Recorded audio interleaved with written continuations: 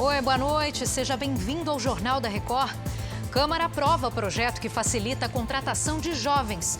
Supremo suspende cobrança de tarifa por cheque especial não utilizado. E o Ministério da Saúde diz que metade dos casos de coronavírus foi curada no Brasil. É agora, no Jornal da Record. Oferecimento Bradesco, aprendendo a reinventar o futuro com você.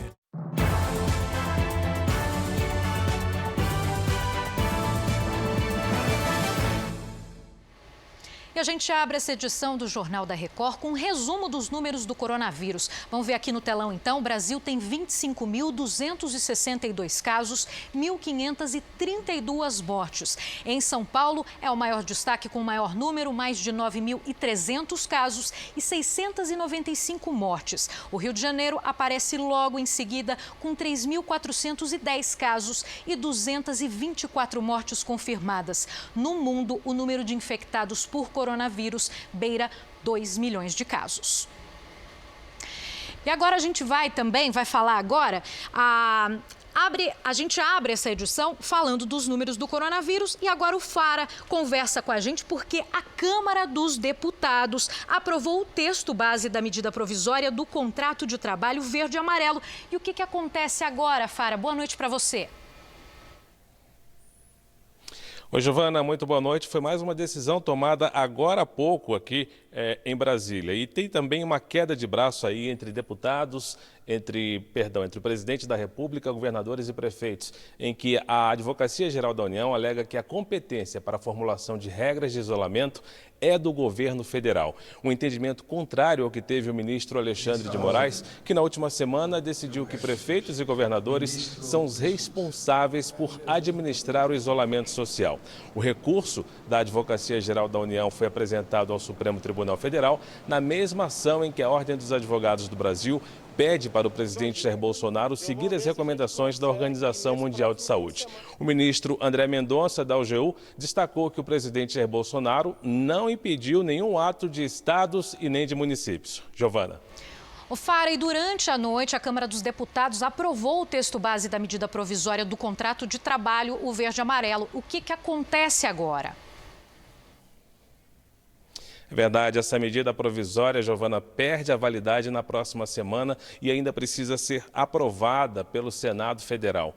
O texto altera normas trabalhistas e foi criado pelo governo com a intenção de estimular a geração de emprego para jovens e pessoas com mais de 55 anos. O relator retirou pontos como autorização de trabalho aos domingos e também elevou a contribuição ao FGTS. Em outra frente, os deputados querem instalar uma CPI para investigar a cobrança abusiva de produtos hospitalares para o combate ao coronavírus. Já no Senado Federal, foi aprovado nesta noite também, por unanimidade, o projeto que incentiva empresas a doarem alimentos e refeições excedentes para pessoas vulneráveis. Essas doações poderão ser intermediadas também por igrejas. Giovana. Obrigada por enquanto. Fara, já a gente volta. E o Ministério da Saúde vai usar testes rápidos para detectar o coronavírus. Na entrevista coletiva desta terça-feira, o ministro Luiz Henrique Mandetta anunciou que o governo já tem 3 milhões de testes desse tipo e explicou como vai funcionar o acompanhamento dos resultados. Isso vem acoplado a um aplicativo que a nossa ideia é remeter todo para São Paulo, gerar uma usina de exames e devolver no aplicativo, procurando trabalhar com 24 horas entre tempo e resposta. Isso engloba muitas estruturas. Hoje nós fizemos o chamamento público, deveremos agora trabalhar com um pool de laboratórios públicos e privados para fornecer, por contratação, os testes para diagnóstico. Nós vamos fazer 3 milhões de exames inicialmente, porque isso é o que a gente tem. A partir do momento que a gente vá conseguindo comprar, que é a grande dificuldade, isso é o que nós temos capacidade interna, nós queremos fazer muito mais do que 3 milhões e a preparação de uma central operacional com capacidade para 30 mil testes por dia. E o ministro da Cidadania, Onyx Lorenzoni, também participou da entrevista coletiva e defendeu a postura do presidente Jair Bolsonaro na crise do coronavírus. É muito importante o posicionamento do presidente Bolsonaro, que com sensibilidade, mas com um olhar para todos, não apenas no presente, mas também no futuro, equilibra os cuidados, os investimentos, as condições financeiras para que a saúde brasileira possa responder, através do exército de enfermeiros, médicos, atendentes, possa enfrentar o desafio do Covid-19. Mas, por outro lado, corretamente, chama a atenção do Brasil, chama a atenção de prefeitos e governadores, de que o Brasil também precisa olhar para o espectro e a onda da fome, da miséria e do desemprego. Cada um de nós aqui sabe, e cada gestor público também sabe, o quanto isto é complexo, o quanto isto é difícil. A busca do equilíbrio, da racionalidade, é fundamental no atual momento.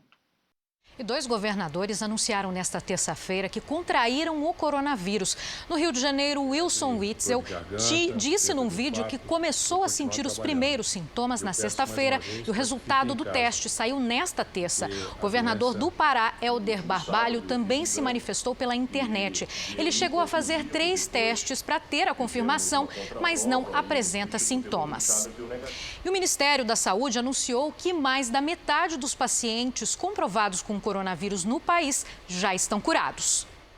No Brasil, até hoje, nós tivemos 25.262 pacientes comprovados. Eu só posso falar no paciente recuperado a partir do paciente que eu confirmei que teve coronavírus. Eu não posso falar na recuperação de quem é assintomático. Então, dos 25 mil pacientes comprovados, 1.532 vieram a óbitos. E nós temos 9.704 pacientes que estão internados ou estão aguardando resultado de exame, ainda não tem a confirmação. Recuperados, hoje, nessa data, nós temos 14.026. Isso representa 55% das pessoas que tiveram diagnóstico comprovado. E São Paulo atingiu a marca das 695 mortes por coronavírus. Foram 87 em 24 horas. Lúcio Sturmi fala com a gente ao vivo da capital paulista. Lúcio, também foi registrado o pico de internações, é isso? Boa noite. Exatamente, Giovana, boa noite. Neste momento, mais de 2.000 pessoas estão hospitalizadas por causa do coronavírus no estado de São Paulo. Desse total, desses doentes, 1.100 estão em unidades de terapia intensiva. São casos graves que exigem cuidados especiais. Depois da capital, a situação mais grave são nas cidades do entorno da Grande São Paulo. Nessas cidades já acumulam 105 mortes. Guarulhos tem 19 mortes, São Bernardo do Campo 11 e Osasco 13 mortes. O sistema de monitoramento inteligente que analisa o sinal de celular apontou que na segunda-feira o percentual de isolamento no estado foi de 50%, quando o ideal seria 70%. As autoridades de saúde se preocupam com esse número, porque se o ideal não for alcançado, elas dizem que pode faltar leito para atender a população. Giovana. Obrigada pelas informações, bom descanso. Já o estado do Tocantins começa a relaxar as medidas de isolamento social. Depois de 30 dias, o governo vai permitir a reabertura gradual do comércio em todo o estado. Mas os locais precisam manter o controle de acesso de pessoas para evitar a aglomeração, estimular a lavagem das mãos e ter disponível o álcool em gel.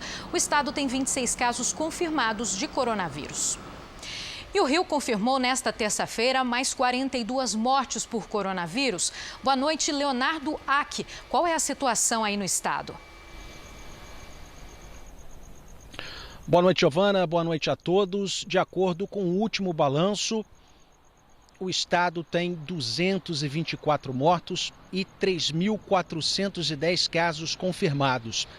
Agora, além do governador, que anunciou que foi infectado, o secretário de Defesa Civil, que comanda o Corpo de Bombeiros, também testou positivo para o coronavírus. Segundo a Secretaria Estadual de Saúde, houve um crescimento na taxa de ocupação de leitos nos hospitais estaduais. 48% dos leitos de enfermaria e 71% de UTI estão ocupados. E nesta terça, o Tribunal de Justiça do Rio manteve a decisão que proíbe o corte no fornecimento de energia por não pagamento nos próximos 90 dias. Giovana. Tá certo, Leonardo. E eu sigo falando com ele justamente porque o Flamengo deve continuar a pagar a pensão mensal de R$10 mil aos familiares das vítimas do incêndio no Ninho do Urubu, aos sobreviventes da tragédia. É isso, Leonardo? Explica pra gente. É isso mesmo, Giovana. A Justiça decidiu manter a liminar, já obtida inclusive pela Defensoria Pública do Estado do Rio e também pelo Ministério Público Estadual. O Flamengo agora deve repassar o valor para cada uma das famílias das vítimas fatais e para os 3 que ficaram feridos. Além disso, a decisão inclui a realização de uma audiência de conciliação entre as partes assim que as atividades do TJRJ forem retomadas. Ainda está em discussão o valor da indenização. Agora o Ministério Público e a Defensoria pedem pelo menos R$1 milhão para cada vítima. É bom lembrar que em 8 de fevereiro do ano passado, um incêndio no centro de treinamento do Flamengo deixou 10 atletas de base mortos. Eles tinham idades entre 14 e 16 anos. Giovana. Obrigada pelas informações. E a Petrobras anunciou um novo corte no valor dos combustíveis que saem das refinarias. A gasolina vai ter uma redução de 8% e o diesel vai ficar 6% mais barato. No acumulado do ano, a gasolina já caiu 48% e o diesel 35,6%. É isso? 35,4% nas refinarias. E o BNDES anunciou a aprovação de uma linha de crédito de R$50 milhões para a criação de mais de 300 leitos de UTI em hospitais públicos do país. Os recursos fazem parte do Programa de Apoio Emergencial ao combate da pandemia do coronavírus. Ao todo, R$2 milhões em financiamentos vão ser liberados para as empresas da área de saúde. E agora a novidade para os brasileiros que estão retidos no exterior por causa do coronavírus e desejam voltar para casa, para o Brasil. Virgínia Nalon, boa noite. O que eles precisam fazer? Oi, Giovana, boa noite para você. Eles devem preencher o formulário de assistência consular que está disponível no site do Ministério das Relações Exteriores, que é o itamaraty.gov.br. Essa medida é necessária para que o governo organize os procedimentos de repatriação. Em meio à pandemia do novo coronavírus, dezenas de países determinaram o fechamento de fronteiras com restrições à aviação comercial. Mas a ANAC lembra que a partir desta terça-feira, apenas o formulário deve ser utilizado. Segundo os dados do Ministério das Relações Exteriores, até agora 12.500 pessoas já foram repatriadas, viu, Giovana? E Virgínia, em plena pandemia, mais de 60 famílias começaram a ser retiradas de casa em Ouro Preto. Qual é o motivo? Exatamente, em meio a tanto caos ainda vem mais um problema, né? Que o risco ali o grau do risco da barragem do Doutor, da mineradora Vale, subiu para o nível 2. Mas segundo a Defesa Civil, nesse momento não há risco de rompimento. Caso isso aconteça, a primeira casa do município, ela inundaria em poucos segundos. A barragem é 3 vezes maior que a de Brumadinho, são 37 milhões de metros cúbicos de rejeitos. Das 229 pessoas que deixaram as casas, 28 são idosas. A Vale vai arcar com o pagamento dos aluguéis, água, luz e IPTU dos imóveis para onde essas famílias serão levadas. E cada família vai receber uma doação de R$5 mil. Giovana. Obrigada, boa noite. E o mercado financeiro segue acompanhando o noticiário do coronavírus pelo mundo. O dólar encerrou a terça-feira em alta de 0,16%, vendido a R$ 5,18. E aí também o índice de valores da Bolsa de São Paulo subiu 1,37%, fechando perto dos 80 mil pontos. E o ministro Gilmar Mendes, do Supremo Tribunal Federal, suspendeu a cobrança de tarifa por cheque especial não utilizado. Então a gente volta para Brasília para falar com Luiz Fara Monteiro. Boa noite, Fara. Com você. Oi, Giovana, então, essa decisão é provisória e leva em conta esse período de calamidade pública por conta da pandemia do novo coronavírus. A ação analisada pelo ministro Gilmar Mendes é do partido Podemos. As novas regras começaram a valer no início do ano. O governo limitou a 8% ao mês os juros cobrados pelos bancos do cheque especial, a gente lembra, mas permitiu que as instituições cobrem uma tarifa mensal para oferecer o produto aos clientes. O ministro sugere que o Banco Central atue estrategicamente para estimular as transações bancárias e, com isso, isentar temporariamente algumas tarifas durante o período em que perdurar, em que continuar a crise do coronavírus. Giovana. E a gente continua falando do STF. O ministro Dias Toffoli proibiu governos estaduais de adotarem barreiras sanitárias em aeroportos. Qual o motivo? A alegação do ministro, Giovana, é que com as barreiras poderia haver aglomeração, desrespeitando a orientação das autoridades sanitárias para o distanciamento social. O presidente do Supremo afirmou que medir a febre dos passageiros não teria eficácia, porque a contaminação da Covid-19 já está em estágio comunitário, não sendo possível identificar a origem dessa contaminação. Toffoli citou que a Anvisa já adotou ações de conscientização dos sintomas do coronavírus e das medidas de prevenção de contágio para usuários do transporte aéreo. A decisão foi tomada durante uma análise de 2 casos em que os estados do Maranhão e da Bahia conseguiram autorização judicial para instalar barreiras sanitárias em áreas restritas dos aeroportos. Giovana. Obrigada por todas as informações aí de Brasília. E por causa da pandemia de coronavírus, o Fundo Monetário Internacional prevê uma recessão global maior que a crise de 1929. A economia mundial pode recuar até 3% neste ano e o FMI ainda projeta que aqui no Brasil a redução possa passar dos 5%. E os Estados Unidos registraram 2.228 mortes por causa do coronavírus nas últimas 24 horas. Ao todo, são 610 mil confirmações de casos de coronavírus e mais de 25 mil mortes. O presidente Donald Trump disse nesta terça-feira que os governadores vão ter autonomia para redefinir a reabertura da economia dos estados. O discurso surpreendeu, já que Donald Trump havia declarado que ele é a autoridade total do país. Trump ainda apostou que os Estados Unidos podem retomar as atividades até o dia 1º de maio. E ao redor do mundo, cientistas correm para desenvolver uma vacina para a Covid-19. Vamos até a Ásia, então, falar com a Cíntia Godoy. Muito boa noite, Cíntia. Oi, Giovana. Bom, a China é um dos países que avançam na criação de uma vacina. As autoridades aprovaram nesta terça o início da segunda fase de testes em humanos para 3 possíveis vacinas. Centenas de voluntários com mais de 60 anos já começaram os exames clínicos. Os chineses estão em alerta com o surgimento de novos casos no país e lançaram uma pesquisa epidemiológica em Wuhan, a cidade mais atingida pela pandemia. A ideia é rastrear e coletar mais informações sobre os casos assintomáticos. Os testes foram feitos em 880 moradores de vários distritos, selecionados de forma aleatória, Giovana. E, Cíntia, mais um hospital de emergência foi fechado na China? Isso mesmo, o hospital de campanha Lei Shenshan, construído no pico do surto em Wuhan, teve os 4 últimos pacientes transferidos nesta terça-feira para um outro hospital da cidade. Os doentes estavam em estado grave e ficaram na UTI por mais de um mês. E o ministro das Finanças do Japão informou que líderes financeiros do G7 discutiram em videoconferência ajuda às economias emergentes durante a pandemia. Eles concordaram em prestar assistência financeira e técnica aos países em desenvolvimento. Giovana. Obrigada pelas informações, Cíntia. Vamos agora com o comentário de Augusto Nunes. Boa noite a todos os que nos acompanham.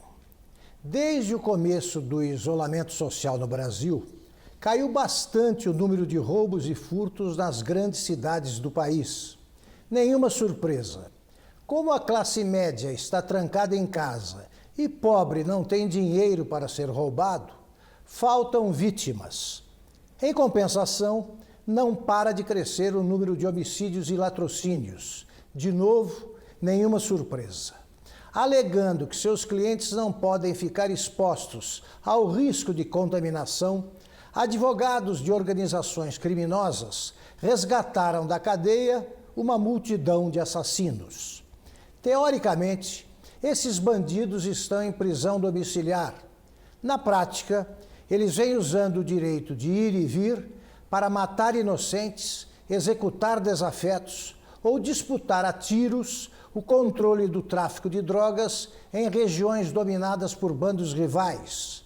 Se o objetivo era livrar do contágio os criminosos, os juízes deveriam mantê-los isolados nos presídios. Até agora, o coronavírus não provocou uma única baixa na população carcerária. Mas a mesma justiça que inventou o saidão de Natal resolveu criar o saidão da pandemia. Só conseguiu tornar mais assustador o pesadelo produzido pelo vírus chinês. Em meio à pandemia do coronavírus, um dos times mais tradicionais do futebol inglês vai ser vendido por uma fortuna. Um fundo de investimentos ofereceu quase 2 bilhões de reais pelo Newcastle United, clube fundado em 1892. Grande parte do dinheiro vem do príncipe herdeiro da Arábia Saudita, Mohammed bin Salman. Ele quer seguir os passos do primo Mansur bin Zayed, que é o dono do Manchester City. E um americano de 72 anos, que já havia vencido um câncer no pulmão, se recuperou do novo coronavírus. Carl Schuck ficou 2 semanas respirando por ventiladores e deixou o hospital sob aplausos. Outra paciente que também deixou a UTI aplaudida foi uma argentina de 63 anos. Ela fez tratamento na Grécia, mas não teve a idade revelada. A mulher contraiu a doença durante um cruzeiro na região.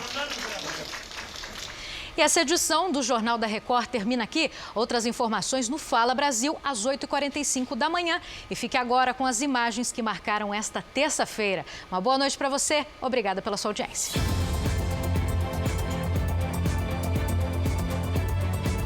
A busca do equilíbrio, da racionalidade, é fundamental no atual momento.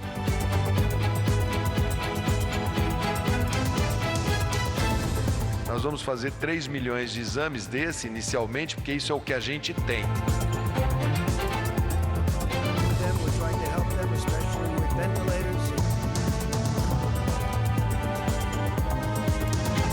Tive febre, dor de garganta, perda de olfato.